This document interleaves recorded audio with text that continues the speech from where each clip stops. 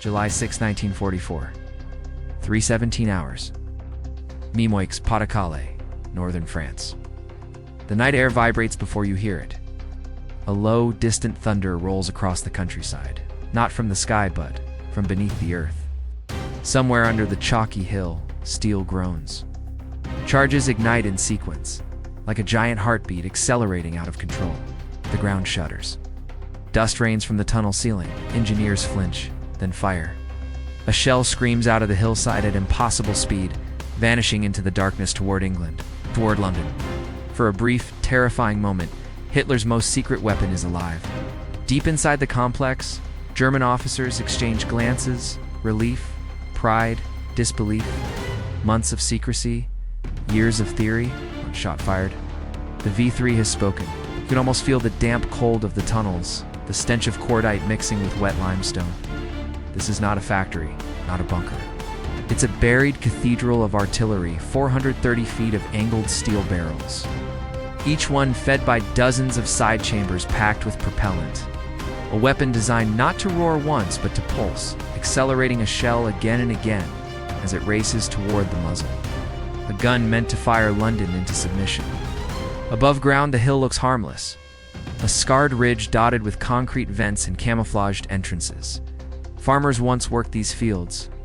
Now SS guards patrol them, rifles slung, eyes sharp. The locals know better than to ask questions. Inside, General Emil Lebes's successors, Wehrmacht artillery specialists, stand shoulder to shoulder with engineers from Rackling Stahlwerk. These men are not dreamers. They are mathematicians, metallurgists, career officers. And yet tonight, even they feel something close to awe. Because this gun is different. This gun does not arc shells high into the sky. It does not announce itself with thunderous recoil. It is silent death, buried deep, unreachable by conventional bombing, or so they believe. Berlin has already named it, Vergeltungswaffe 3. Revenge Weapon 3. Hitler himself has taken a personal interest. After the humiliation of Allied bombers over the Reich, after Hamburg burned and Berlin shook, he demanded weapons that could not be intercepted. No pilots to shoot down. No factories to strafe. Just pressure. Steel. Mathematics. He had ranted in the wolf's lair. London will be punished without planes. The enemy will never see it coming. And here it is. A gun that could, in theory, fire 300 shells a day. Each one traveling over 100 miles. Each one slamming into London with no warning. But theory and reality are rarely the same in war. The V3 complex at Mimoix is unfinished, rushed by desperation. Of the 5 planned firing shafts, only 2 are close to operational. Concrete is still curing in places. Wiring snakes along tunnel walls like exposed veins. The crews are exhausted, working in 12-hour shifts underground, breathing recycled air. They know the Allies are coming. Outside, the war has already turned. Normandy burns. American and British troops are pushing inland. The Luftwaffe barely exists, and overhead, always overhead, the sound that truly terrifies the men in the tunnels. Aircraft. Earlier that night, the distant drone had faded and optimism crept in. Maybe the Allies hadn't found them. Maybe the camouflage had worked. The Germans had buried the complex under 100 feet of rock for a reason. But now, after that single test shot, something changes. The junior engineer, his hands still shaking, looks at the seismograph readings. The vibration from the firing has traveled farther than expected. The hill itself has acted like a drum. Sound carries. Unknown to the men below, hundreds of miles away, RAF reconnaissance analysts have already been studying this hill for months. Grainy photographs, strange concrete scars, ventilation shafts arranged with eerie symmetry. They don't know exactly what's here, but they know it's big, and they know it's aimed at London. Back underground, an officer checks his watch. Shell's impact will be calculated later. Range tables adjusted, corrections made. This was only the beginning. Because even as the V3's first and only test round races invisibly through the night sky, a very different force is already assembling quietly, methodically on airfields across southern England. Men who specialize not in barrages, but in burial. Special crews. Special crews, and a weapon designed not to destroy buildings, but to collapse the earth itself. The hill at Mimoix has just revealed its heartbeat. somewhere above the clouds, death is already on its way. July 6th, 1944. 1842 hours. RAF Station Woodhall Spa, Lincolnshire. The briefing room smells of cigarette smoke and damp wool. A wall-sized map of northern France dominates the space, its edges frayed from months of use. Red grease pencil circles mark rail yards, VH-1 sites, hardened bunkers. Tonight a new mark sits along quiet, ominous. Group Captain Leonard Cheshire stands at the front, hands clasped behind his back. Victoria Cross ribbon on his chest. Calm voice, deadly serious eyes. Around him sit the crews of No. 617 Squadron, the same men who breach dams, who flatten concrete with surgical precision. The specialists. You won't see much, Cheshire says evenly. The target is buried. Your job is not to hit buildings. Your job is to make the hill collapse. A murmur ripples through the room. You can almost feel the shift, the mental recalibration. These men are used to aiming at structures, outlines, shadows. Now they are being asked to strike geology. Pinned beside the map is a photograph taken days earlier. A chalk ridge in the Pas-de-Calais, innocent at a glance. Intelligence doesn't know the full details. It's only that whatever is under that hill is massive, protected, and aimed across the channel. It cannot be allowed to fire again. Cheshire gestures to a second board. Covered by a cloth, he pulls it away. The room goes still. Barnes Wallace's newest creation, a 5-ton earthquake bomb, not designed to explode on impact but to punch deep into the ground first, to detonate underground and turn solid earth into liquid. One pilot exhales softly. Another mutters, "Bloody hell, you will fly high," Cheshire continues. 20,000 feet or more. Single bomb per aircraft. One pass. No second chances. You know what that means. High altitude, straight and level. Over occupied France. Over flak. And unlike the V-3 crews, the RAF knows exactly how exposed they are. Hours later, dusk bleeds into night. On the tarmac, Avro Lancasters sit heavy and dark, bellies swollen with their singular payloads. Ground crews move with quiet efficiency. No bravado, no jokes. This isn't a raid, it's a strike, one by one. Engines cough to life. The sound builds a layered thunder that rolls across Lincolnshire fields. Inside one Lancaster, the pilot grips the yoke, feeling the vibration travel up his arms. 5 tons of bomb beneath him. If anything goes wrong, there's no limping home. As the bombers lift into the sky, the channel waits black, cold, and indifferent. July 6th, 1944, 20 to 11 hours.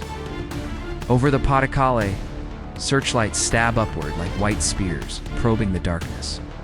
Flak bursts bloom black, violent flowers tearing holes in the sky. The Germans know something is coming, they just don't know where. Inside the lead Lancaster, the bomb aimer lies prone. I press to the sight. The world below drifts into focus fields, hedgerows, faint roads. Then he sees it. The hill. It doesn't look like a target. No factory smokestacks. No barracks. Just an uneven ridge, moonlit and pale. But the markers are there if you know how to look. Concrete vents. Angular shadows that don't belong to nature. Target in sight, he calls. You can almost feel the tension stretch seconds, elongating, heartbeats pounding louder than the engines. Flak bursts closer now. Shrapnel rattles against the fuselage like thrown gravel. Steady, steady. Below them, deep underground, the V-3 crews are changing shifts. Some are laughing quietly, adrenaline still high from the test firing. Others are already asleep in bunks carved into the rock. They do not hear the Lancasters. They do not see the bomb bay doors open. They do not know that 5 tons of steel has just been released directly above their world. It does not whistle, it accelerates, faster and faster, punching through air, guided by gravity and brutal design. Seconds feel like an eternity. Not an explosion you hear immediately, but a violent muffled concussion that travels through rock like a seismic wave. The hill convulses. The ground heaves upward, then collapses inward. The hill sinks. A massive dust cloud erupts, white chalk billowing skyward, swallowing trees, roads, concrete. Where vents and entrances once stood, there is now a churning crater, the ground folding in on itself like a dying lung. Inside the tunnels, lights snap off, supports buckle, steel twists. Men are thrown to the floor as the ceiling comes down in slabs. The V3 does not fire again. Because even as the first Tallboy reshapes the landscape, more bombers are lining up Peach, carrying another earthquake. Each aim to make sure nothing beneath that hill ever sees daylight again, buried deep below. Survivors are realizing something far worse than failure. They are realizing there is no way out. The dust does not settle. It hangs thick, choking, absolute filling tunnels that no longer lead anywhere. Emergency lights flicker, then die. Somewhere in the darkness, metal screams as another support beam gives way. Then the screaming starts. Men claw at crushed rock with bare hands. Others lie pinned, unable to move, lungs burning as fine chalk fills every breath. The V3 complex, once a marvel of geometry and ambition, has become a tomb. You can almost feel the pressure, the weight of the hill pressing down, unrelenting. A German NCO shouts orders no one can follow. Radios are dead. Telephones ripped from walls. The carefully planned ventilation system so essential to the gun's operation is gone, buried under thousands of tons of collapsed earth. And still, the bombing continues. Above ground, a second Tallboy strikes. Shockwave races through the limestone like a hammer through glass. Entire sections of tunnels shear away. One of the firing shafts, never fully completed, implodes, its massive steel lining twisting as if made of foil. Inside, an engineer realizes with horrifying clarity that the hill itself has become unstable. This isn't damage that can be repaired. This is geological failure. In Berlin, they will later call it structural compromise. It's down here it feels like the end of the world. July 7th, 1944. Early morning. Memoix. When the last RAF bomber returns for home, the hill is unrecognizable. What had been a concealed military installation is now a raw, open wound in the landscape. Craters overlap like scars. Concrete slabs lie at grotesque angles, jutting from the chalk like broken teeth. Smoke seeps from the ground, not from fires, but from shattered earth, slowly exhaling. German rescue teams arrive cautiously. Engineers, medical orderlies, guards who no longer shout. They know the danger. One wrong vibration, one misstep, and the entire hillside could come down again. They dig anyway. Voices are heard from below, panicked, then fading. Some men are reached after hours of work, pulled from pockets of air, faces white with dust, eyes wide and empty. Many are not. Bodies are found crushed beneath collapsed tunnel roofs, still clutching tools, still wearing ear protection from the test firing. Others are never recovered at all, sealed forever behind tons of rock. The casualty numbers are never officially released. The V3 project vanishes from the reports. By midday, a decision comes down from higher command. The site is beyond salvage. No repairs, no reconstruction, no further tests. The gun that was meant to change the war has been silenced after a single shot. Hitler is furious, paces, rants, lashes out at generals and engineers alike, demands explanations. How could the Allies find it? How could a weapon buried so deep be destroyed so completely? No one answers honestly, because the truth is unbearable. The V3 was never protected from air power. It was designed in denial of it, a monument to the belief that enough concrete could defeat a sky that Germans no longer controlled. Speer quietly removes the project from priority lists. Resources are redirected to weapons that still function, the V2 rockets. These can be launched from mobile platforms. The V1 flying bombs continue their crude terror over southern England. It is officially postponed. Unofficially, it is dead. A few shortened versions will later be used in Luxembourg, firing small shells at nearby targets with limited effect. They will kill dozens. They will change nothing. The dream of a gun that could bombard London into surrender without aircraft dies beneath a French hill. Back at Memoix, guards are posted to keep civilians away. Warning signs go up. The area is declared unstable. Even German troops avoid it now, unsettled by the way the ground still shifts after heavy rain. The hill has memory. Every crack, every collapse is a reminder that the earth itself was weaponized and won. But one question lingers, unspoken among the wreckage. What if the RAF had arrived a week later? What if the V3 had reached full operation? Because buried in the ruins is a chilling calculation. Had the gun fired as planned? London might have been subjected to a silent, relentless bombardment, hundreds of shells a day. No warning, no interception. Terror campaign unlike anything before it. The Allies were not just lucky, they were fast. And as the dust settles over Mimoix, one truth becomes impossible to ignore. This was not merely the destruction of a weapon. It was the exposure of a fatal flaw in Hitler's vision of technological salvation. A flaw that would soon surface again on a much larger scale. The crater at Mimoix does not appear in German newsreels. There is no triumphant narration, no stirring music, no explanation at all. Instead, silence. Inside the Reich Chancellery, Albert Speer studies photographs of the destroyed site. He does not raise his voice, he does not argue, simply understands. Concrete has limits, depth has limits, and the enemy has learned how to reach both. For Speer, Mimoix is not an anomaly, it's a warning. But Hitler refuses to hear it. He still believes in the myth of the Wunderwaffe, the miracle weapon. The idea that technology, properly unleashed, can reverse strategic reality. That engineering brilliance can compensate for lost skies, lost fuel, lost men. The V3 was meant to prove that belief. Instead, it exposes it. Across the channel, RAF intelligence officers piece together what they've destroyed. Reconnaissance photos showed the hill sunken, collapsed inward like a punctured lung. Only now do they grasp the scale. A gun aimed directly at London. The realization sends a quiet shiver through the room. Because if the V3 had survived, it would not have announced itself like the V1 buzz bombs. There would have been no engine sound, no countdown, no chance to run. Just impact, just death. The Tallboy crews are commended.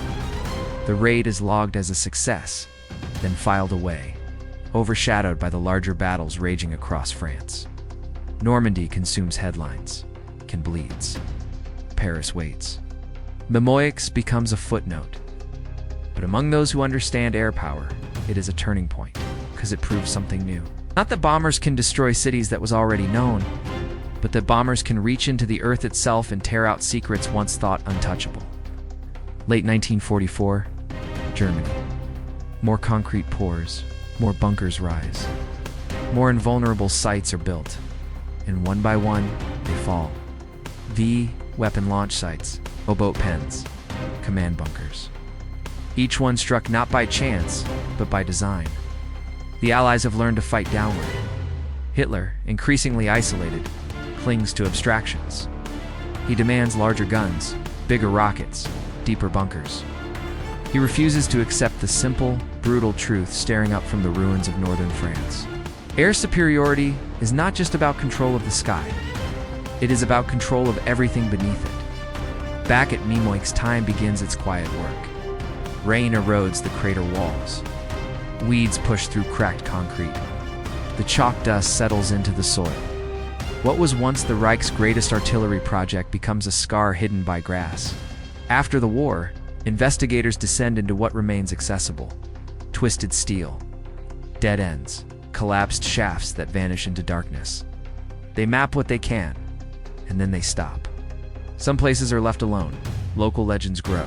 Stories of tunnels that still breathe, of ground that shifts at night, ghosts buried with their machines. The hill becomes a memorial not marked by stone or names, but by absence.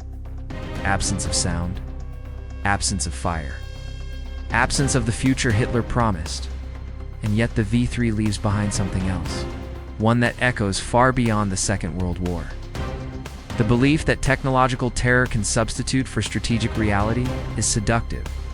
It promises shortcuts, promises control. But Mimoix proves that no weapon exists in isolation. Every gun depends on ground.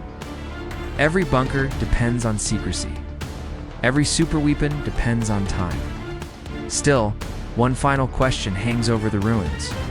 If the V3 was the shortest-lived revenge weapon, then what, exactly, did its destruction reveal about the fate of all the others? Because even as Mimoix sank into the earth, another weapon was rising faster, louder, and far more desperate. One that would strike London, one that could not be buried. London never hears the V3. No sirens.